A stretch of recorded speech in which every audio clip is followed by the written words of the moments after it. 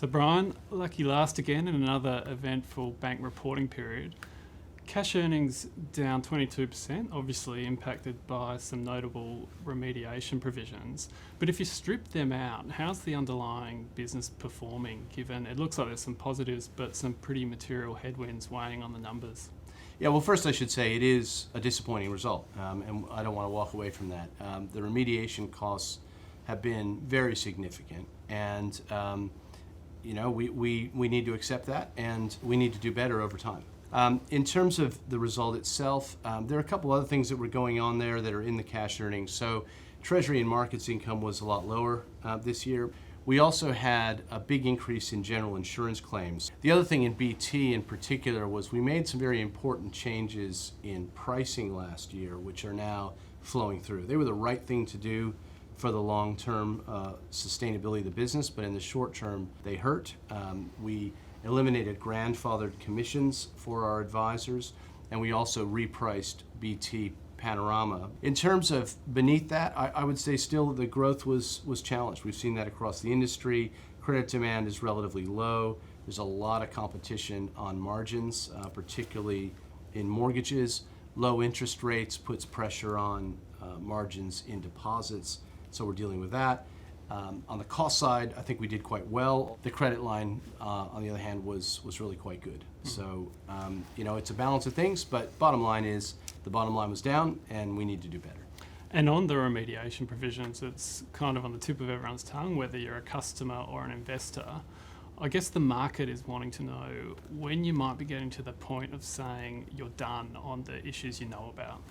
Well, we've been quite decisive in trying to get these things done as quickly as we can, particularly in wealth. We've stared into the issues on advice remediation, both for salaried planners and what we call the aligned planners, and those were the most significant provisions that we took. There are some other legacy operational and technology issues that we discovered through our Get It Right, Put It Right program that we're addressing. You can never say that you're done at this environment. There's a lot of regulatory scrutiny. We're doing very rigorous views of our products, and that may bring out more things. But when I think about the big ones in terms of financial planning, mortgages, business banking, I feel like we're staring into it. We're getting through it as quickly as we can. And on asset quality, overall the credit cycle seems to be remaining pretty benign, but there was an uptick in mortgage delinquencies. Is that sort of the main thing you're keeping your eye on, given the consumers sort of facing election uncertainty, weak wages growth, falling house prices? Well, certainly, given the size of our mortgage portfolio, there's a lot of attention, understandably, on mortgage delinquencies. They did tick up a bit. That doesn't particularly concern me. I mean, in the scheme of things, if you take a long-term view on this, the level of credit provisions is incredibly low. And so, given that prices have come down and given that growth has come down, it's not surprising that you would see a tick up there. But it's nothing at this stage that I find overly concerning. On the institutional banking side, historically it's large institutional banking losses that can really move those numbers around. We've barely seen any of that this half. The institutional book's in really good shape, and the business banking book is in good shape as well. And that reflects the fact that Australian businesses have been managing their balance sheets really well over the last little while, paying down debt. They're pretty well cashed up. And you've been on the record recently saying a big part of the housing adjustment has just been less demand, fewer people going into the branch or seeing a broker. Are you seeing any signs that might be turning at all? I think we've seen, if we look at the statistics on house prices, we've seen that while they're continuing to decline, and we think they have a bit farther to go, the rate of decline is less. And certainly anecdotally, you hear more examples of people starting to think that the time to buy a house is improving. I personally think we've still got probably another 6 to 12 months to go before a level of confidence will come back. It'll be interesting to see what happens after the election. I have no doubt, personally, I can't prove this, but I have no doubt that people's concerns about potential changes in government policy have led to people sitting on their hands to an extent.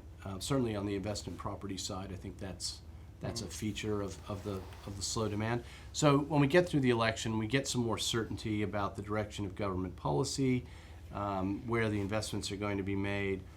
I suspect we'll start to see a level of interest come back. And operationally, it seems a tricky time for the industry given the need to control costs, and banks might have absolute growth targets or they might have cost to income targets, but they're also having to invest in the future, so digital technology, and also deal with compliance, legacy issues. So how do you think the bank is going, sort of managing that balance?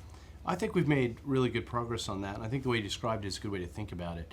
On the one hand, you have downward pressure on revenue, and you have a lot of new competition, particularly from new competitors with different business models using technology to compete, international players coming in and going after particular niche businesses.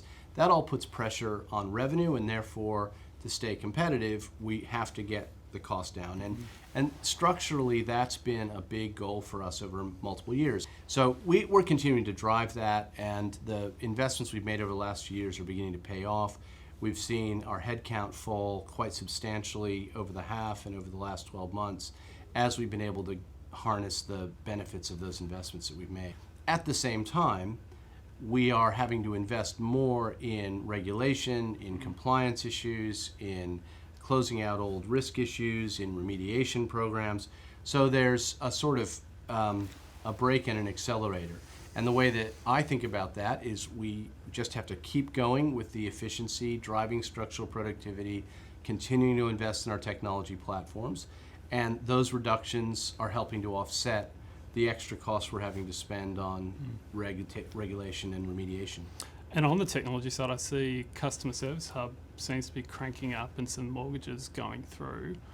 I'm not sure I'm going to be able to convince you to tell us how big that project is in dollar terms, but can you tell us how big it might be in terms of customers and also efficiency for the bank? Yeah, so it's a very significant investment. The way that I would describe this is we have a legacy of a number of really old platforms that date from before the St. George merger, and we have duplicate platforms and the like. And in order to move to a better place, we're putting in some modern systems that help us keep track of a customer's overall relationship with us, have a more automated approach to lending and the like. And ultimately, that system will allow us to simplify the back ends and combine them and modernize them. And so the first step in the modernization of our overall technology platforms is the Customer Service Hub for mortgages. So essentially, we've put the systems in place. We're using them now to write mortgages. That's going to give us a much cleaner mortgage experience, but it also lays the track, if you will, for doing that for the other products down the road. So there's been a lot of upfront cost to get that running. It's now live. We're in the process of rolling it out nationally. Over the next year, that'll be extended across all of our mortgage channels. And then we gradually begin to add the other products onto it. And so this is a multi-year program, but this is a really critical first component of it. And lastly, on the regulatory front, it's interesting. It seems the focus has shifted across the Tasman. There's a bit of a cloud hanging over New Zealand operations given the proposed capital increases. Is it a bit of a sense of deja vu for you given the last decade or so of capital build in Australia? And what are your thoughts on the potential options for that? Well, we certainly understand and support the need to have well-capitalized banks. That's true in Australia. It's true in New Zealand. It's in our interest to have our bank well capitalized because we got to be there to ride the inevitable ups and downs. But there's a continuum there. And some of the proposals that have come out of the RBNZ, in our view, are excessive. And in the end, that desire for excessive safety comes at a cost. And we have to think very seriously about if those proposals do fully go through, what the consequences are for the New Zealand market in terms of a higher cost of credit or a lower appetite for credit and the like. And I think that would be unfortunate for the New Zealand economy. But we'll continue to work with the RBNZ to try to find a solution that meets everybody's needs. Thanks for joining us. Thank you.